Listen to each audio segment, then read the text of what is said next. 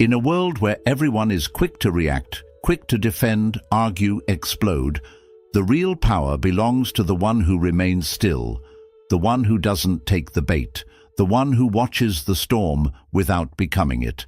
The Buddha once said, "You will not be punished for your anger, you will be punished by your anger." Let that sink in, because the moment you react, you give your power away. But when you master the mind, when you train yourself to respond with silence instead of rage, no one can control you, not with words, not with chaos, not with fear. This is the essence of Buddhist wisdom, to rise so far above the noise that nothing can touch your peace. And in this video, I'm going to share with you 7 powerful lessons that will train your mind to do exactly that. First, if you're tired of being triggered, if you want to become untouchable, unshakable, and deeply calm, then listen closely, because once you understand this, you'll never react the same way again. 1. Detachment is the key to inner power. In this world, most people live like leaves in the wind, tossed around by opinions, emotions, and circumstances they cannot control. One harsh word from someone and their entire mood collapses, one small failure, and they begin to question their worth. This happens because they are attached to approval, success, comfort, reputation, and outcomes. Buddhism refers to this as upadana, which means clinging or grasping. It's this mental and emotional clinging that becomes the root of suffering. The Buddha taught that suffering doesn't come from what happens to you, but from how tightly you cling to what you want to happen. You cling to being liked, to being right, to being in control. And every time life does not meet your expectations, your peace is shattered. Why? Because your happiness was never truly yours. It was rented out to external things. But here's the shift. When you begin to practice detachment, not from love or compassion, but from expectations and control, something remarkable happens. You realize that nothing outside of you has the power to disturb your inner stillness unless you give it that power. Detachment doesn't mean you stop caring. It means you care deeply, but with wisdom. You show up with love. You act with intention, but you no longer tie your identity to the result. Whether someone praises you or insults you, it doesn't move you. Whether you win or lose, it doesn't define you. Your center remains still. This is not coldness, this is clarity. Because when you stop reacting emotionally to everything, you create space, and in that space, peace grows. When you truly detach, you become like a tree in a storm, rooted, calm, and unshaken. If someone insults you, you don't need to respond. You smile because you understand. Their words are a reflection of them, not you. If someone praises you, you smile the same way, because you know your value was never based on what anyone thought in the first place. This is inner power. The person who no longer depends on anything external to feel okay becomes untouchable. You don't react, you don't resist, you observe, you breathe, you let go. And in that letting go, you stop being controlled by the world and start mastering yourself. That's when true peace begins. And from that peace, unshakable power rises. 2. Observe, don't absorb. One of the greatest skills Buddhism teaches is the art of watching without reacting. Life constantly throws emotions, words, and energies at you, some pleasant, many unpleasant. People project their pain, their insecurities, their anger. Situations arise that seem unfair or frustrating. And in those moments, most people absorb everything. They carry it in their chest, let it swirl in their minds, and soon they become what they were reacting to. They get angry because someone else was angry. They feel heavy because someone else dumped their negativity on them. But here's the truth. You don't have to absorb the energy around you. You can observe it and let it pass. Buddhist mindfulness practice, especially through vipassana meditation, trains your mind to become like a still lake. No matter what drops into it, a stone, a leaf, a storm, it creates ripples, yes, but it always returns to stillness. In the same way, your mind can witness what's happening without becoming what's happening. When someone speaks with anger, observe the anger, but don't catch it. See it for what it is, a temporary wave passing through their own suffering. When someone criticizes you unfairly, notice how it affects your body and mind, but don't become that reaction. Breathe, watch, let it rise and let it fall. You are not your thoughts. You are not your emotions. You are the awareness behind them, the silent observer that remains steady no matter how loud the mind becomes.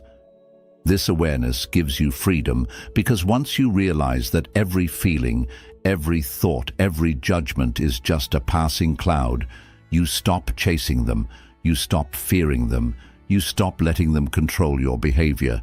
Think of it like this.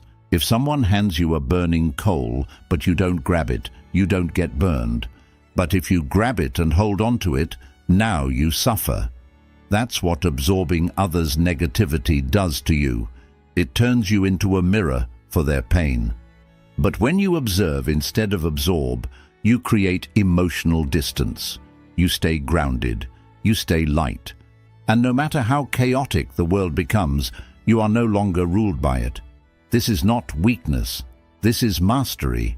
Because the most powerful person is not the one who controls others. It's the one who has learned to control themselves.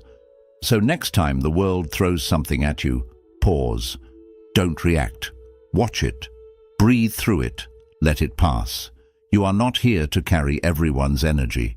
You are here to stand in your own. 3. The power is always in the pause. In every difficult moment, before the explosion, before the regret, before the storm, there's a tiny space, a brief moment between what happens to you and how you respond. That moment is small. Most people miss it, but that moment is everything. The Buddha understood this deeply. He taught that we are not prisoners of what happens. We become prisoners of our automatic reactions, and those reactions are fast. Someone insults you, and the ego wants to snap back.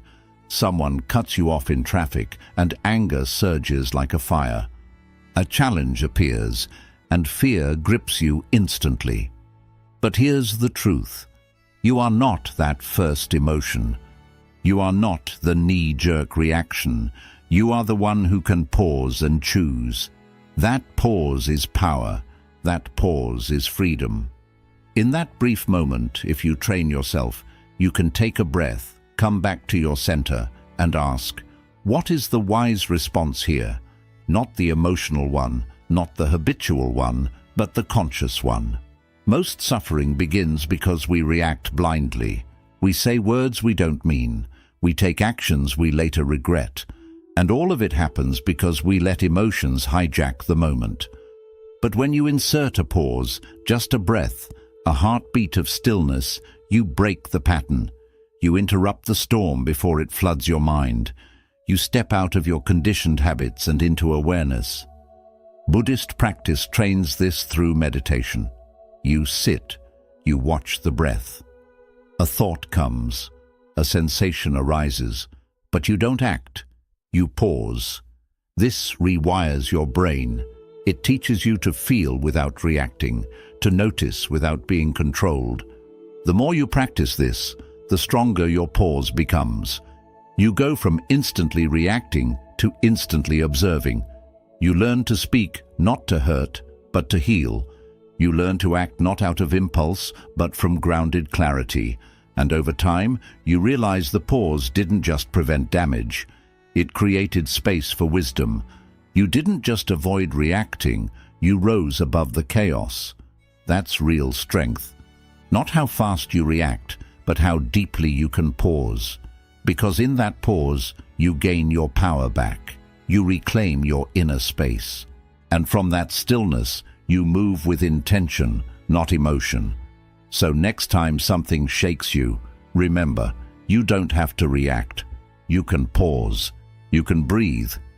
And in that breath, you become free. 4. Let the fire burn out on its own. When someone throws anger at you, the natural instinct is to throw it back. You feel the heat rising in your chest. Your thoughts race. And suddenly, you're in a battle of emotions, trying to prove, defend, or destroy. But Buddhism offers a radical and liberating truth. You don't have to fuel the fire. You can let it burn out on its own. The Buddha taught that hatred is never ended by hatred.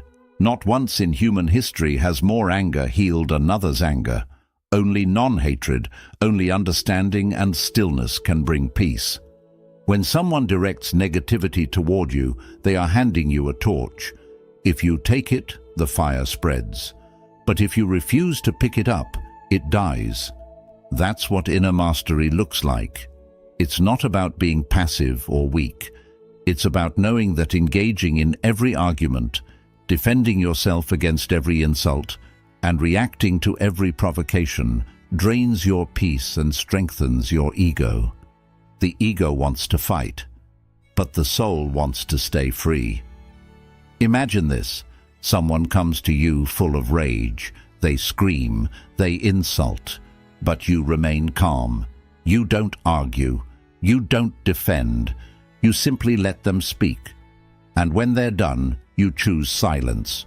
No reaction, no emotional response, just presence. At first, it may confuse them. Then, it disarms them. Because they realize something they never expected. They can no longer control you. Your refusal to respond is not weakness. It's a higher form of power. Because when you don't return anger with anger, you don't carry it in your heart. You stay light. You stay free. Think of it like this. If someone hands you a heavy rock and you refuse to carry it, who holds the burden? They do. That's exactly what happens with emotional fire. If you don't pick it up, it stays with them and slowly extinguishes on its own. Letting the fire burn out also protects your mind. Every reaction you make strengthens a habit in the brain.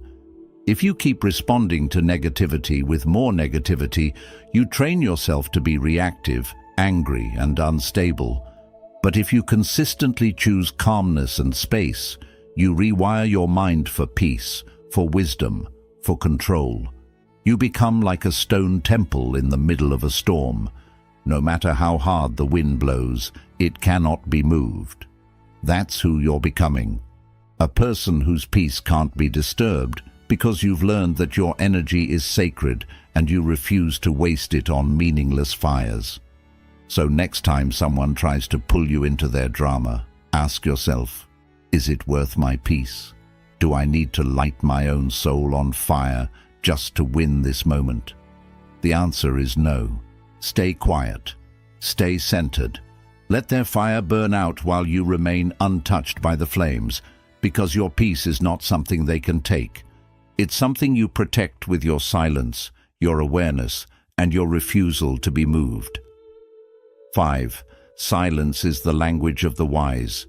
In a world where noise is constant, opinions are loud, and everyone seems to be in a race to be heard, silence has become rare and powerful. Buddhism teaches us that silence is not simply the absence of words. It is the presence of deep awareness. It is the space where wisdom lives. In the Dhammapada, it is written, "Better than 1,000 hollow words is one word that brings peace." And sometimes even that one word is unnecessary. The person who has mastered silence doesn't need to explain themselves. They don't need to fight for attention or prove their worth or outtalk anyone. They speak when it is necessary. They stay silent when it is wise. And when they do speak, their words carry weight because they are rooted in clarity, not reaction. You see, when you speak from a place of ego, you often say things that bring regret. You say too much. You defend too hard. You argue too long. You lose your peace just to win an argument that in the end didn't matter. But when you begin to cultivate inner silence, you realize that not every action deserves a response. Not every opinion needs a reaction. Not every insult needs to be answered. This doesn't mean you allow people to walk over you. It means you have become so secure within yourself that you no longer feel the need to prove anything. You realize that your worth is not found in how loud your voice is, but in how steady your spirit remains. Silence is not weakness. Silence is control. It is the ability to stay grounded when provoked. It is the decision to not let external chaos stir your internal peace. When someone attacks you with words, you are faced with two choices. You can react, defend, and fire back, playing the same game of ego. Or you can remain silent, not out of fear, but out of deep understanding, because you know their words are a reflection of them, not you. And here is where silence becomes your armor. Imagine someone shouting at you, trying to provoke you, expecting you to break. But you say nothing. You look at them not with hate, not with arrogance, but with complete stillness. That stillness speaks louder than any words could. It says, "I do not fear you. I do not need your validation, and I will not give you the power to control my state of mind." That is power. That is spiritual maturity. And that is the language of the wise. The Buddha himself was a master of silence. He would sit quietly when questioned by those who wanted to trap him with words. He knew engaging with ignorance often fuels it. Silence, on the other hand, often dissolves it. When you choose silence over reaction, you do three things. You protect your energy. Words are powerful. Engaging in constant debates and emotional reactions drains your mental energy. When you stay silent, you save that energy for what truly matters. Your inner growth, your peace, your purpose. You gain clarity. In silence, you can observe clearly. You can see the situation for what it really is. You can notice your own emotional response before it explodes. And when you do choose to speak, your words come from wisdom, not from wounds. You break the pattern. Most people expect a reaction. They thrive on conflict. Your silence short-circuits their control. It leaves them confused, powerless.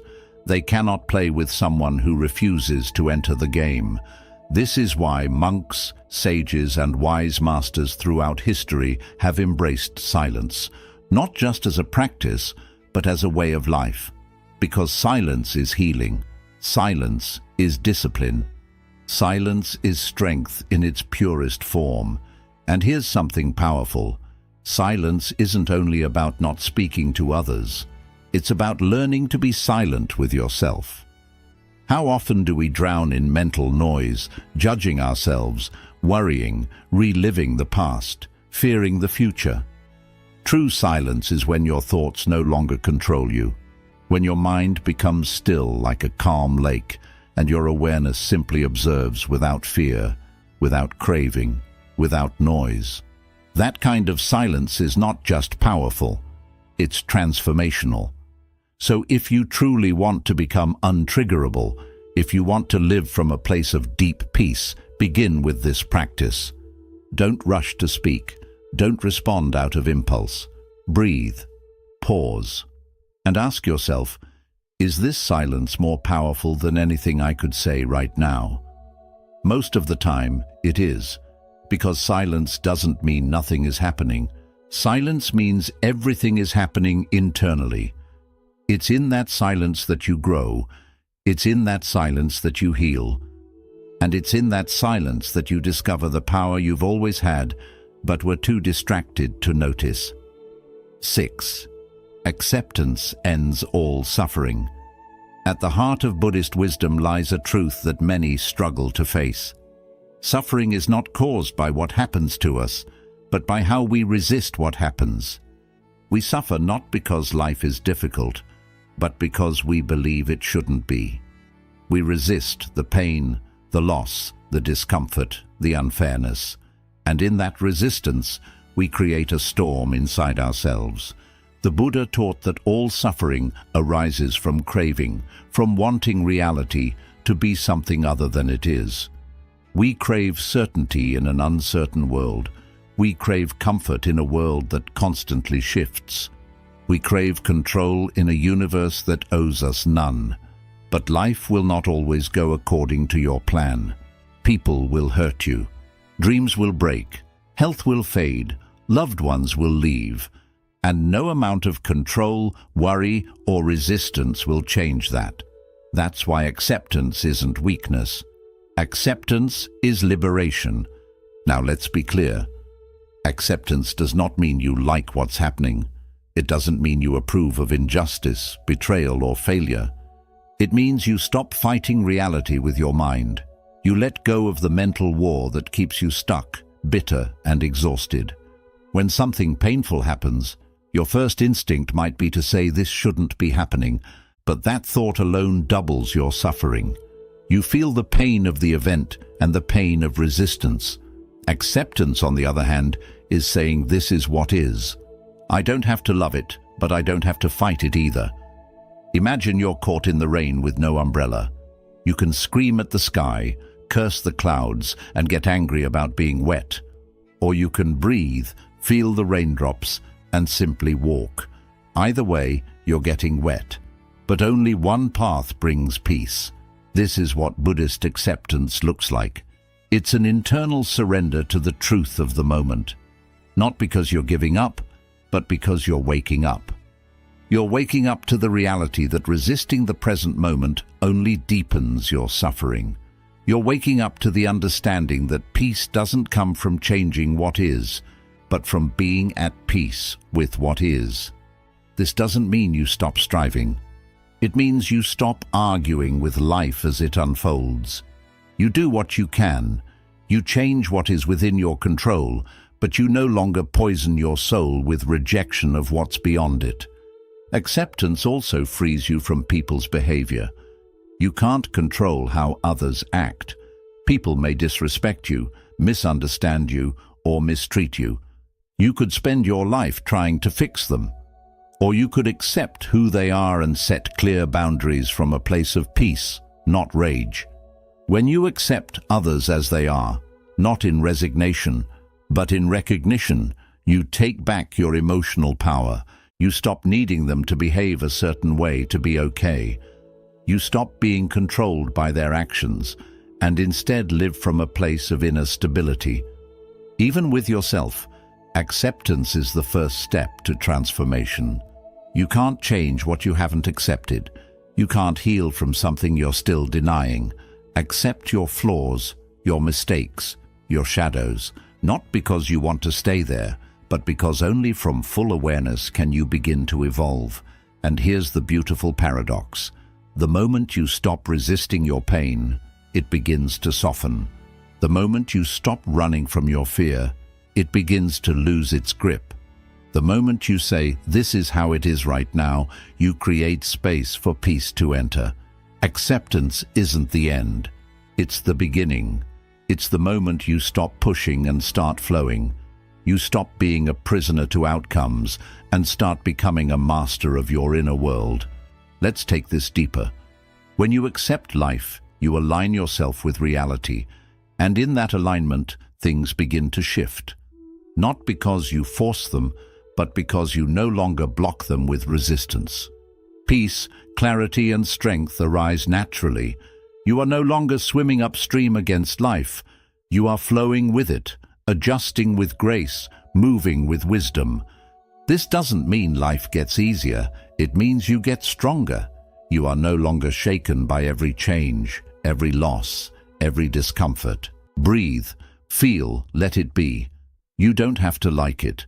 You don't have to stay in it. But you don't have to fight it either. Acceptance is your doorway to freedom. It doesn't erase the challenge, but it removes the suffering around the challenge. It opens your heart to clarity and shows you what's next, without the noise of resistance clouding your mind. Because once you learn to accept what is, fully, openly, without judgment, you become the calm in the storm. You stop being a victim of circumstance. You stop being ruled by fear, and you begin to walk through life with the quiet confidence of someone who knows, I can handle whatever comes, because I no longer need to fight it. That is real peace. And that peace is available to you right now. Not when life gets easier, but when you stop resisting it. 7. The compound effect of focused energy creating lasting change in your life. In the teachings of the Buddha, there's a principle that often goes unnoticed, yet it quietly governs the transformation of every serious practitioner. It is the principle of compounded attention, where small, consistent actions of the mind, repeated over time, lead to deep, irreversible change. In Buddhism, this is tied closely with the concept of bhavana, the cultivation of mental qualities through continuous practice. In simple terms, it means this: where you focus your energy, your life begins to move. And when that focus is stable, when it's calm and intentional, even the smallest inner efforts become incredibly powerful over time. But here is the challenge most people face. They spread their energy everywhere. They get affected by every comment, distracted by every notification, pulled by every emotional wave. Their attention jumps from past regrets to future worries, from social media to inner drama, from goals to doubt, from calm to chaos every few minutes. This scattered attention is not only tiring, it is weak. It drains your energy, keeps your mind reactive, and leaves your spirit restless. Buddhism teaches a different way. It says, draw your energy back, bring your attention to the present moment, train it, sharpen it, focus it like a beam of light, and then guide that focused energy toward growth, peace, and clarity. This is not something you do only once. It is something you practice every day, with every breath, with every reaction you choose not to give, with every negative thought you observe instead of follow, with every moment of stillness in the middle of noise. And what happens over time is both beautiful and almost invisible. You begin to change from within, not because you forced it, but because you cared for it. Let's see this clearly. Imagine a drop of water falling on the same stone each day. One drop may seem meaningless, but drop after drop after drop, over time, the stone slowly changes shape. Your mind works in the same way. Each moment you return to awareness, you reshape it. Each time you choose presence over reaction, you strengthen your discipline. Each time you sit in silence instead of striking back, you build inner strength. These small choices may feel insignificant in the moment, but over time they add up. They create lasting change that becomes part of you, not because you are forcing it, but because you have trained yourself well. This is what creates real transformation, not sudden bursts of motivation, not big promises, but steady focus, quiet discipline, and daily mindfulness. And here is the wonder. The more you turn your energy inward, the more peace you feel outward, the more grounded you become, the less the world can disturb you. And the more present you are, the more life begins to move in harmony with your spirit. This is not about being perfect. It is about alignment. You begin to live in tune with what matters most, your values, your inner truth, your path. Distractions lose their hold, triggers lose their strength, and peace is no longer something you chase. It becomes something you live. Now some may ask, but what if I have failed before? What if my focus drifts? What if I lose control sometimes? The answer is simple. Begin again, then begin again, and again, and again. That is the way of practice. Even great monks, even masters have wandered in thought, stumbled in emotion, and fallen back into old habits. But they always returned. They brought their focus back. And with every return, they grew stronger. You do not need perfection to change your life. You only need to stay committed to returning to your breath, to your center, to your practice.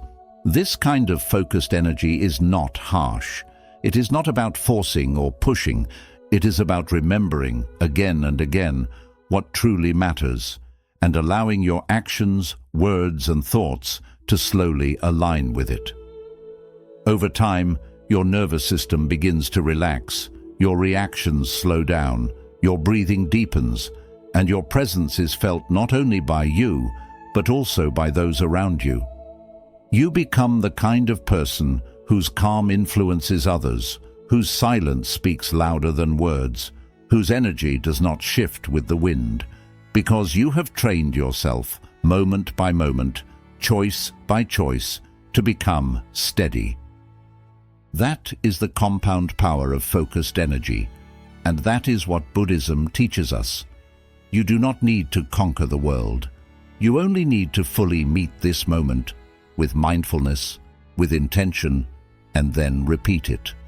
One breath at a time, one pause at a time, one act of presence at a time. And when you do, your whole life begins to change, not all at once, but deeply, steadily, and beautifully. Now you see, the goal is not to control the world. The goal is to master yourself. You do not need to win every argument. You do not need to react to every insult. You do not need to be understood by everyone or approved by anyone, because true peace, the kind no one can disturb, does not come from changing the outside. It comes from transforming the inside through letting go. You release the things that once held you down through awareness. You learn to see clearly without being pulled by every wave through the pause. You take back your power before your emotions take over through non-reaction. You let the fires fade without feeding them more fuel. Through silence, you rise above the noise and become a presence of steady strength through acceptance. You stop resisting reality and begin to move with it. And through focused energy, you slowly and quietly reshape your entire life from within. This is not a change that happens overnight. It is a daily practice, a moment-by-moment return to stillness. But the more you walk this path, the more unshakable you become. People may still try to provoke you. Life may still test you, but you will no longer be ruled by it. You will observe it. You will understand it, and you will remain untouched by it. That is real freedom. That is true strength. So, the next time life tries to pull you off balance, remember, you are the mountain. You are the silence. You are the space between stimulus and response. And in that space, nothing can reach you.